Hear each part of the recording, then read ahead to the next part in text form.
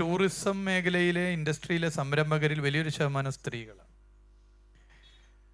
Tourism sector എടുത്ത് പരിശോധിച്ചാൽ tourism ഇൻഡസ്ട്രിയിൽ വിവിധ മേഖലകളിൽ സ്ത്രീകളുണ്ട്. ഇപ്പോൾ നിങ്ങൾ പറഞ്ഞ സോളോ യാത്ര, കൂട്ടമായി സ്ത്രീകളുടെ യാത്ര, ഇതൊക്കെ നടക്കുന്നുണ്ട്.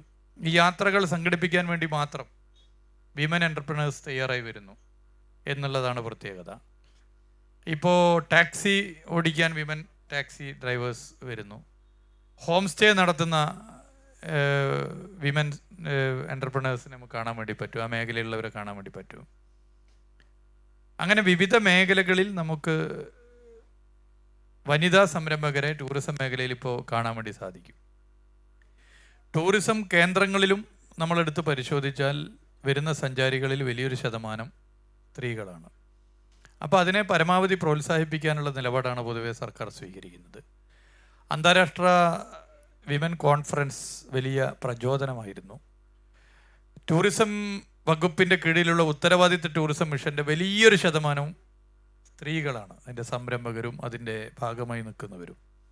സ്വയം ഇപ്പോൾ സിഗ്നേച്ചേഴ്സ് ടൂറിസം കേന്ദ്രങ്ങളിൽ പ്രൊഡക്ഷൻ നടത്തുന്നവരും അത് വിൽക്കുന്നവരും അതുമായി ബന്ധപ്പെട്ട് ഇടപെടുന്നവരും ഒക്കെ വലിയൊരു ശതമാനം സ്ത്രീകളാണ്. അപ്പോൾ അതിനെ ഒന്നുകൂടി ഡെവലപ്പ് ചെയ്യാനാണ് ഇപ്പോൾ ഉദ്ദേശിക്കുന്നത്. സ്ത്രീകളുടെ കൂട്ടമായുള്ള യാത്രകളെ പ്രോത്സാഹിപ്പിക്കാൻ എല്ലാ നടപടികളും സർക്കാർ കൈക്കൊള്ളും.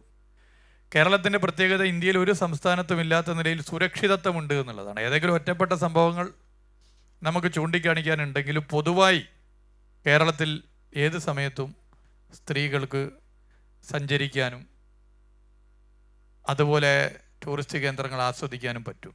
പല ബീച്ചുകളും നിങ്ങളെടുത്ത് പരിശോധിച്ചാൽ കാണാം. ഇപ്പോൾ കോഴിക്കോട് ബീച്ചിൻ്റെ പ്രത്യേകത 24/7 ആണ്. സ്ത്രീകൾ രാത്രി 1 മണിക്ക് 2 മണിക്കൊക്കെ ബീച്ചിൽ അവിടെ ഇരുന്ന്, സ്ത്രീകൾ മാത്രം ഇരുന്ന് വർത്തമാനം പറയുന്നുണ്ടാവും, അല്ലെങ്കിൽ ഫാമിലി ആയിട്ടുണ്ടാവും, അല്ലെങ്കിൽ നടക്കുന്നുണ്ടാവും. ഇങ്ങനെയുള്ള കാര്യങ്ങൾ നമ്മൾ ഡെവലപ്പ് ചെയ്യണം. അപ്പോൾ അത്തരം കാര്യങ്ങൾ ഡെവലപ്പ് ചെയ്യുമ്പോൾ ഒരു നാടിൻ്റെ ക്രമസമാധാനം എത്ര ഭദ്രമാണ്, നാടിൻ്റെ സുരക്ഷിതത്വം എത്രത്തോളം ഉയർന്ന നിലവാരത്തിലാണ് എന്നൊക്കെ കൂടി നമുക്ക് കാണിക്കാൻ വേണ്ടി പറ്റും. അത് കേരളത്തിൻ്റെ ടൂറിസം മേഖലയിൽ മാത്രമല്ല സമസ്ത മേഖലകളിലും നമുക്ക് അത് എടുത്തു കാണിക്കാൻ പറ്റുന്നതാണ്. അതിനെല്ലാ പദ്ധതികളും പ്രോത്സാഹനം നൽകി നടപ്പിലാക്കാനാണ് ഞങ്ങൾ ഉദ്ദേശിക്കുന്നത്.